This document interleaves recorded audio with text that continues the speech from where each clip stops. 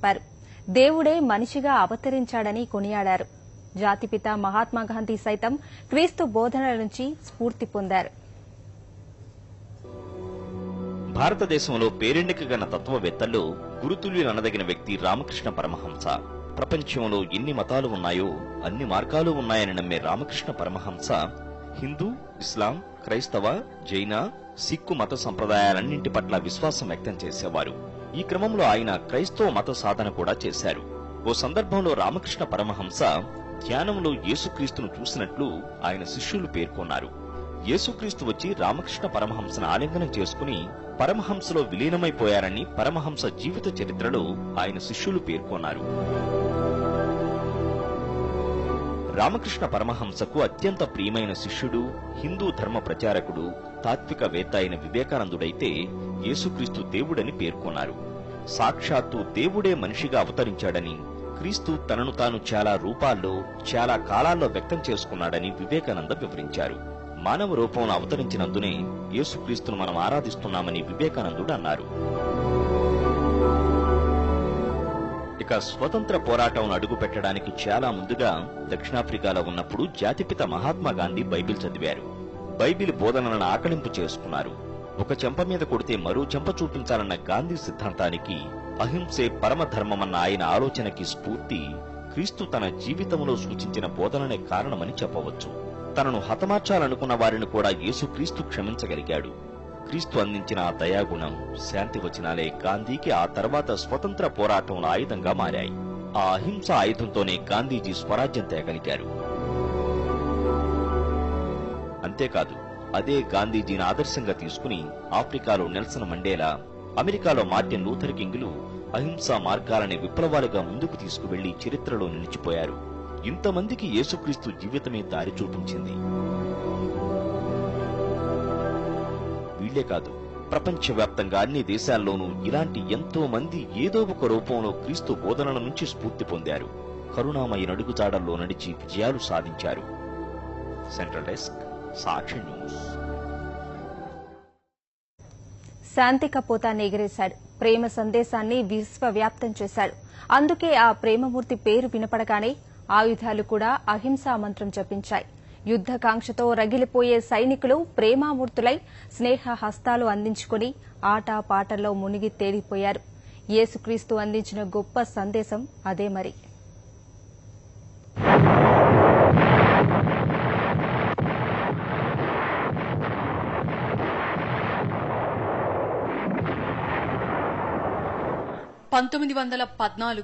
మొదటి ప్రపంచ యుద్ధం భీకరంగా జరుగుతోంది.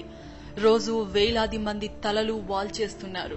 తుపాకులు, ఫిరంగుల గర్జనలతో అంతటా భయానక వాతావరణం. డిసెంబరు నెల. యుద్ధం మొదలై అప్పటికే 4.5 నెలలు దాటేసింది. దరిదాపుల్లో యుద్ధం ముగిసే వాతావరణం కనిపించడం లేదు. ఈ దశలో 12వ పోప్ బెనడిక్ట్ ఓ ప్రతిపాదన చేశారు. క్రీస్తు పుట్టినరోజైన డిసెంబర్ 25న దివి నుంచి దేవతల గాత్రం విందాం, ఆ ఒక్క రోజైనా ఆయుధాలను పక్కన పెడదాం అంటూ ఓ లేఖ రాశారు. అయితే పోప్ ప్రతిపాదనలకు వైరిపక్షాల సైనికాధ్యక్షులు ఎవరూ కూడా స్పందించలేదు. యుద్ధం దారుణంగా సాగుతూనే ఉంది. డిసెంబర్ 23 వచ్చేసింది. ఫ్రాన్స్ ను ఆక్రమించుకోవాలని జర్మనీ పంతం, జర్మనీని నిలువరించాలని ఫ్రాన్స్ పట్టుదల. బెల్జియం సరిహద్దుల్లో యాక్సిస్ పవర్ సేనలు మాటువేశాయి. కందకాల్లో ఇంగ్లీషు సేనలు, దూరంగా కందకాల్లో జర్మనీ సేనలు.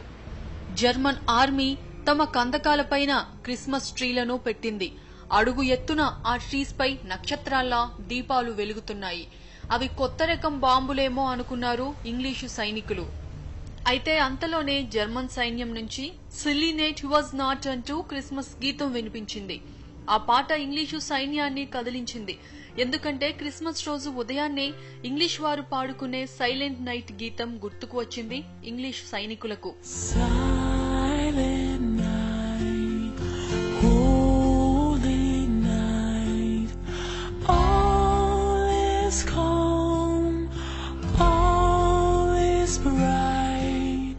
క్రిస్మస్ పండుగ సెలబ్రేట్ చేసుకోవాలన్న కాంక్ష పెరిగింది.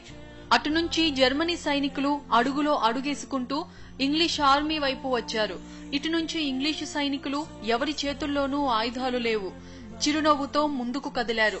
దగ్గరకు రాగానే ఇద్దరూ షేక్ హ్యాండ్ ఇచ్చుకున్నారు. వైన్ బాటిల్ పంచుకున్నారు.